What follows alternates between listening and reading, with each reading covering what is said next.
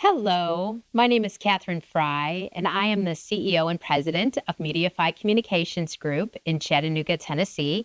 And I am here today with Michael Brooks from Healing Arts, or Bridge to Health Healing Arts Center.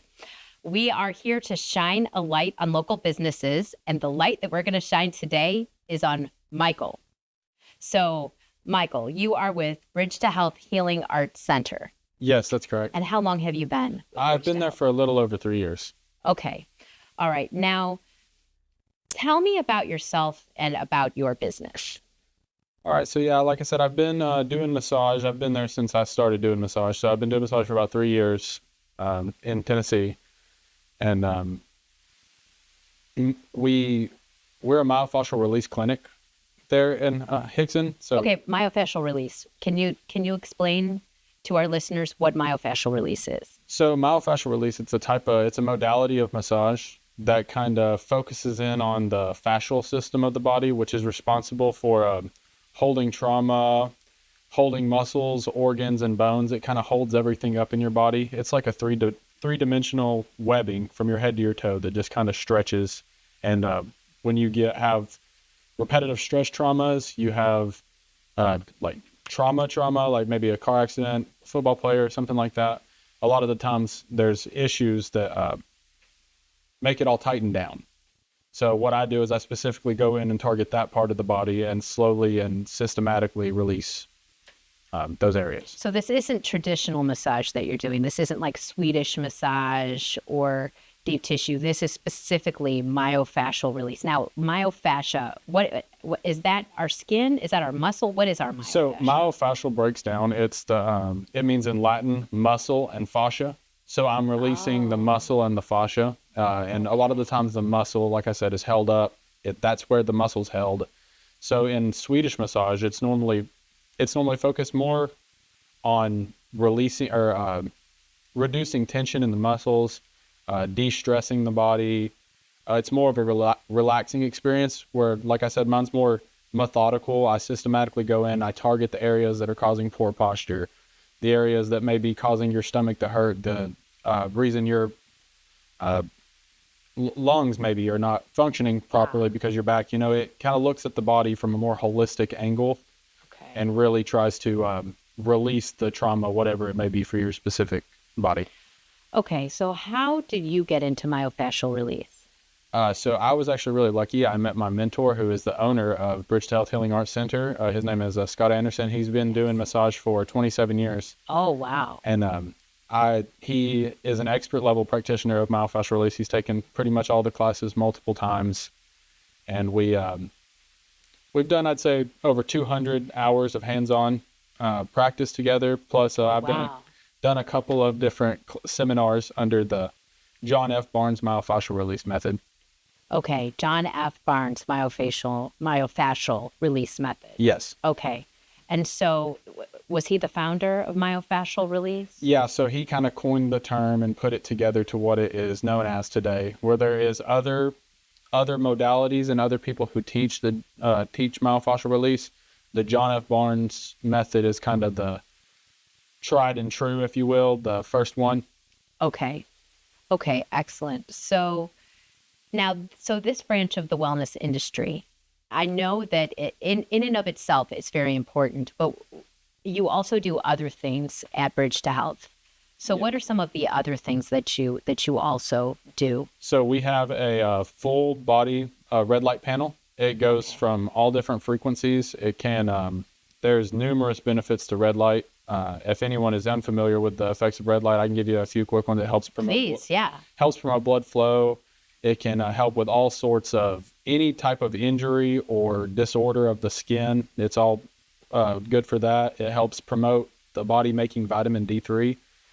Oh. So there's all sorts of different, and many, many more. They've treated diabetes with it. There's clinical trials for them treating people with diabetes. Okay. All sorts of things, all sorts of different practices. I know after I had abdominal surgery, I did some red light therapy and it helped me heal faster. Yes, that's a big benefit of it. And that's what you're seeing a lot in the medical community even. They're starting to adopt that into, your everyday medicine as well, which is good to see as a holistic health practitioner.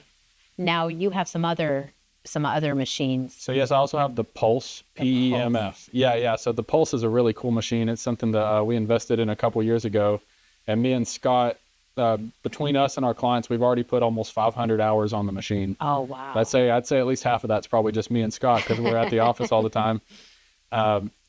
But it's very good. They promoted a cellular exercise. So basically, what it does is it gives you a magnetic pulse every time the machine goes off. It's an electric machine, but the pulse you feel actually is not electric. It's a magnetic pulse that resonates on the same frequency as our bodies. Okay. So when the pulse goes off and you feel it surge through you, it's activating on the mitochondria at a cellular level throughout your entire body. Oh. You can focus it into certain areas, but even though if it's hitting one place, it normally surges through a little bit.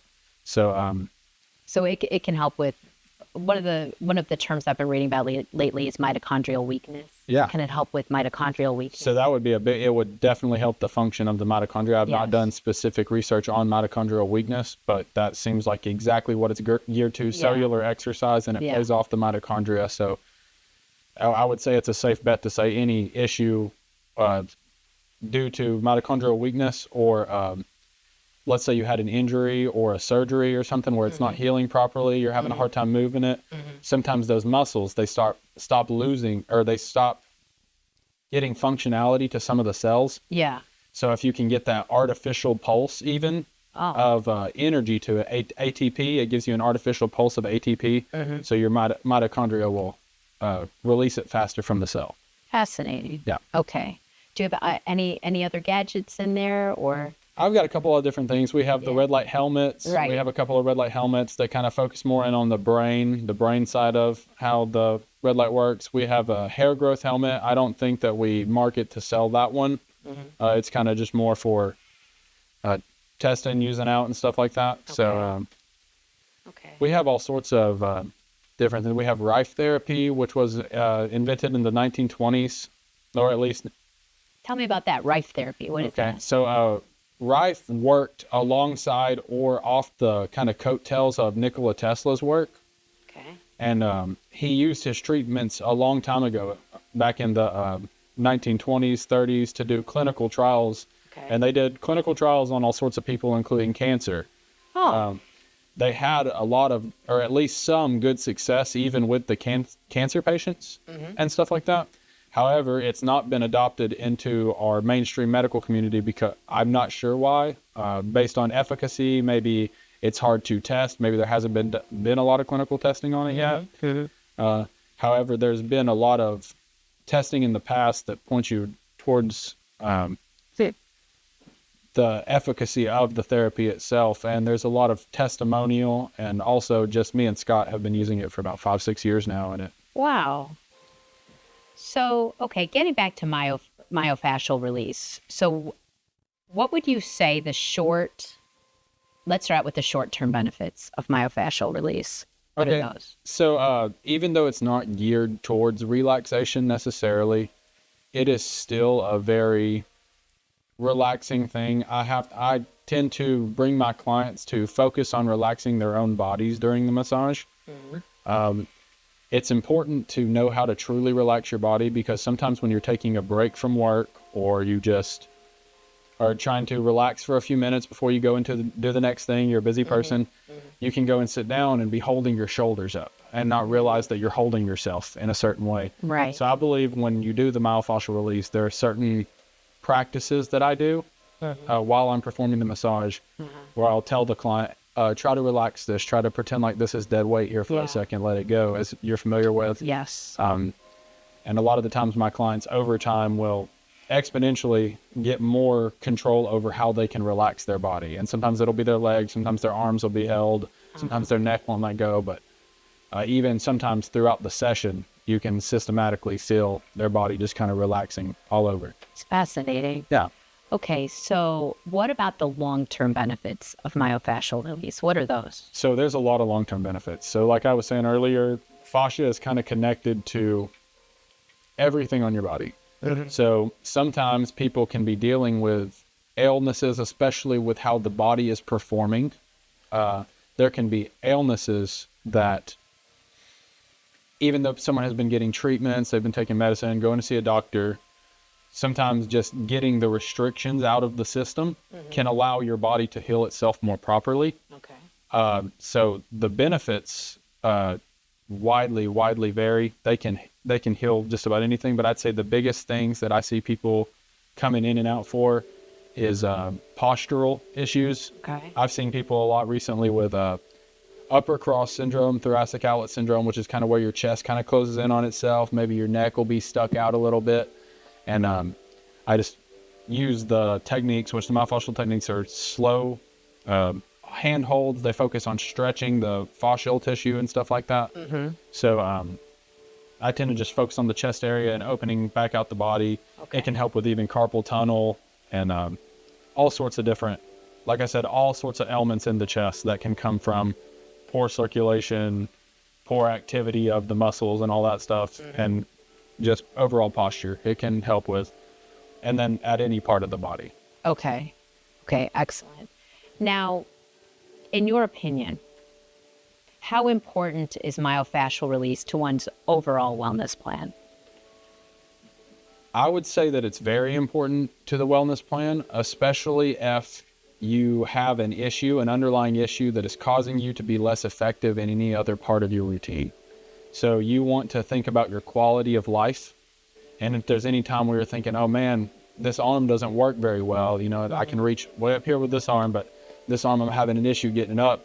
So exponentially, everything in your life becomes harder because of this restriction that you're having. Sometimes people even, you'll go to a chiropractor or and sometimes that works fine, but especially myofascial release is for those hard to reach moments where you have seen this person, you've seen that person, and you still have this problem with your overall quality of life.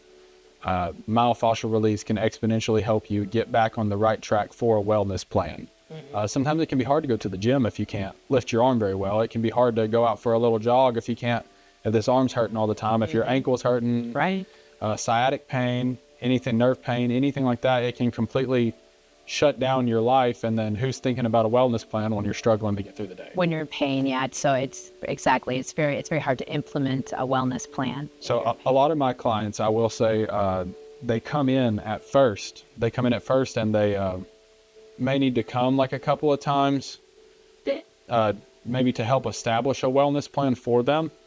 But then once we establish a wellness plan, a lot of the times my clients tend to be able to be more sporadic in their visits. Where I feel like a lot of places want you to keep coming over and over again. Right. Whereas my clients can tend to be a little bit more sporadic in their visits, especially once I get them back to health, if you will. Yes. Bridge to health. You want them to heal. Exactly. Yes. Yeah. And the thing is the body has to heal itself. The gadgets and the practices of our office, they all just promote the body getting back to healing itself. There's no magical fix that's going to zap you healthy, or the myofascial release doesn't just rip it out. They're all slow, methodical practices that help your body regain its own functionality to heal itself. Wow. Okay. So then that takes me to my next question.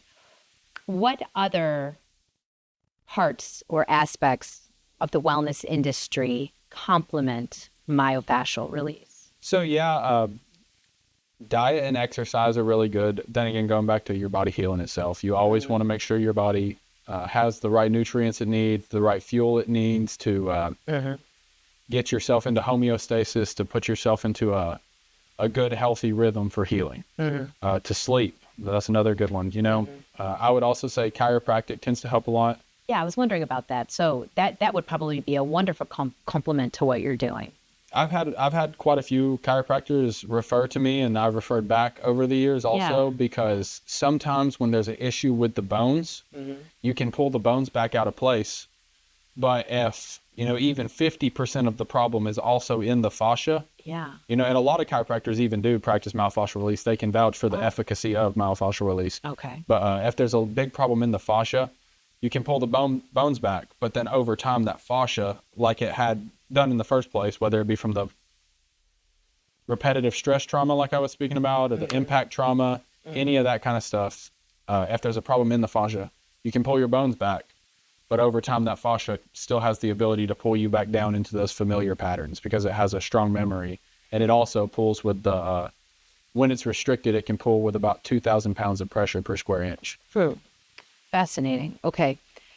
So, so vitamins are a very, very important Vitamins part. are also a very important part of a regimen.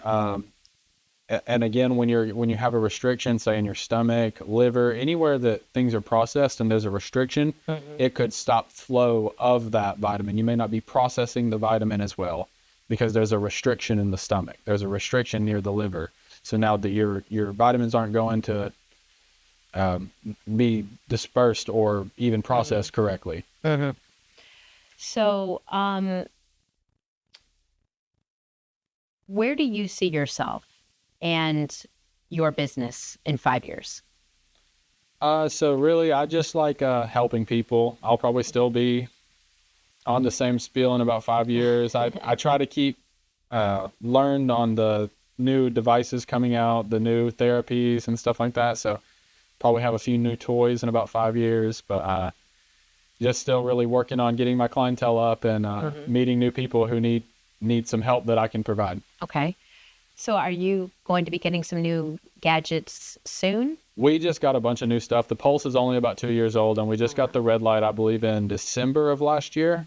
Okay. So we're probably, and we have a couple of new helmets also. The helmets are all pretty new too. We're all doing guinea pig type research on all those. Okay. But yeah, no plans for anything new as of yet. But Okay. And then where do you see yourself in your business in 10 years? hopefully, as a part of the wellness community that Chattanooga already has, maybe at the forefront of, or, be a well-known name in holistic health and healing, which a lot of people already have heard of Scott and the He's business. famous, yes. Yeah, exactly. A lot of Yes, people already know about him and what he does and everything. So Okay, so Scott, do you know how he became such a myofascial release guru? I don't. I know that he definitely took a break away from his previous career. He was in the corporate world for a long time, Oh, and he kind of stepped away to do his own thing. He, just wanted to branch out and then do what he wanted to do, and so he found massage therapy would be a good fit. And I'm not sure about all the intricacies of his story, but we should probably interview him here also. that would be. I think he would really enjoy that. Yes. But I know that he found myofascial release about halfway through his career or so. He does different than all the other massage therapists because it's kind of hard to keep up with that high demand of Yes. labor Right. just over and over again. Yeah. So I think he, not only just because of the astonishing reputation of myofascial release, Yes. but because of him needing and wanting to do something different, he found myofascial release, and I guess he just stuck to it like glue. He's been doing it for over 10 years now, for sure. It's very much like physical therapy, in my opinion. That's funny because John F. Barnes was actually a physical therapist. Oh, And although it's not like the only thing physical therapists do, a lot of physical therapists and chiropractors add it into their routine. But when it's added in, the training for John F. Barnes myofascial release says it takes about 90 seconds at times for fascia to start releasing. When you're adding that kind of modality into a routine, personally, I don't believe it gives it enough time to truly get into the issue a lot of the time. So when the chiropractor or physical therapist would refer out to me, I could spend that hour and a half that's needed to open somebody's chest. And that's why I've had such good work relationships with physical therapists, chiropractors and stuff in the past, is because they're like, you know what, you've got some tight restrictions. It'll be easier for me to work on you if you go see this guy first. And Scott's had the same type of response with his clients as well. so I know you're my massage therapist, and you have been or myofascial release therapist. Yeah. And it's been about, what, 2 years has it been? Maybe? I would say you at least 2.5 years. You maybe- kind of started supporting me right after I started getting up and going Yeah. and everything. So Maybe closer to 3. It's been a while. Yeah, it has been a while. It has been. Now that takes me to my next question. Okay, so I'm a woman, and I know the effects of myofascial release because I've experienced them. How do women and men experience myofascial release differently? So for most issues that men and women would have, they would be about the same. For let's say your general posture, your general thing like that, However, there's a lot of specific conditions that face men and women where it's like, say, a hormonal issue that causes back pain for a woman versus a hormonal issue that causes leg problems in a man or something like that. Just because of the difference in the hormone and how it affects you, you may have different symptoms. However, the work's still going to translate the same. However, there's also different traumas. Women tend to carry a lot of trauma in their hips, in their shoulders and back. Men can carry some in their shoulders and back. It's more towards the middle of their back a lot of the time. Interesting. Yeah, so you find yourself working on different parts of the body with men and women. I know with me, I carry my stress in my shoulders, but men, it would be further down the... normally, and I'm not saying that men can't have pain, in different areas, and if they have pain here, it means one thing or another. It just, you tend to see those patterns forming based on men versus women. Okay. Now, what about pregnancy? How can you perform myofascial release on someone who's pregnant? And if so, what are the benefits? So yes, you can, and the benefits again are going to wildly vary. But pregnancy, it's very important to take care of yourself, to give you the vitamins, to have a wellness plan for yourself. So being pregnant, it's just as important as it is to eat correctly, just as important as it is to maybe mild exercise. You're supposed to be lifting and stuff like that, but keeping yourself active, eating the right nutritious vitamins, foods, prenatal vitamins. So just as efficient as, and then like I said about the vitamins earlier, how you can process things better when you don't have fascial restriction in your body holding you down. So it just overall exponentially will help every other aspect of what you're trying to do. It's easier to eat better when your body's feeling better. Digest better. It's easier to process the vitamins better when your body's working better. Perhaps clear your body of pain. Yes. Now, what about myofascial release and anxiety? Does it help with anxiety? I mean, I have found with mine, it does. But is that a general thing that people who suffer from anxiety benefit from myofascial release? So I would say yes, at varying different levels. Some people, it may be just helping with the anxiety from the breathing practices. It may be helping with the anxiety just from, the relaxation of the body. So when I open back up the chest, it can help with the breathing routine, the actual physical trauma. Let's say if it's a traumatic event that happened to you, a car accident or something like that, and you're walking around thinking about your car accident all the time and how this messed you up. When we remove that from the equation, a lot of the times, a lot of things can just, I hate to keep using the word, but exponentially kind of get better and drop off. It's like a domino effect. You get rid of one thing and then you get rid of another and another, and you grow. Yes. That's why I guess it's called Bridge to Health. It's a bridge. Literally, you're moving toward healthfulness and wellness. I mean, I know when I walked in there, I wasn't really well per se, but I'm much better now. And I will say also, just as a observer looking on, I would say once you started coming, and this was probably going to happen anyway, but once you started coming to me and everything, I feel like you started taking your health more seriously. I did. I developed a wellness plan. I didn't have one. I agree. I didn't have one at all. Yes. I take my vitamins now every morning. I get the shots. Now also, people who see you, you are a counselor. You are. I know maybe not officially, but that is a part of what you do. Almost like a bartender is a counselor, but you are far more than that. You are a myofascial release therapist, but you're also, how does that come into play? So I would say, yeah, definitely. It's not a replacement for counseling, therapy, or anything like that. Sure. However, just like I was saying about, you have this stress, you have this underlying anxiety because of this problem you have in your body. When you release things like that, I've had people have emotional releases on the table before. So it's like they'll release something and then they'll even cry. Maybe they'll need to take a second and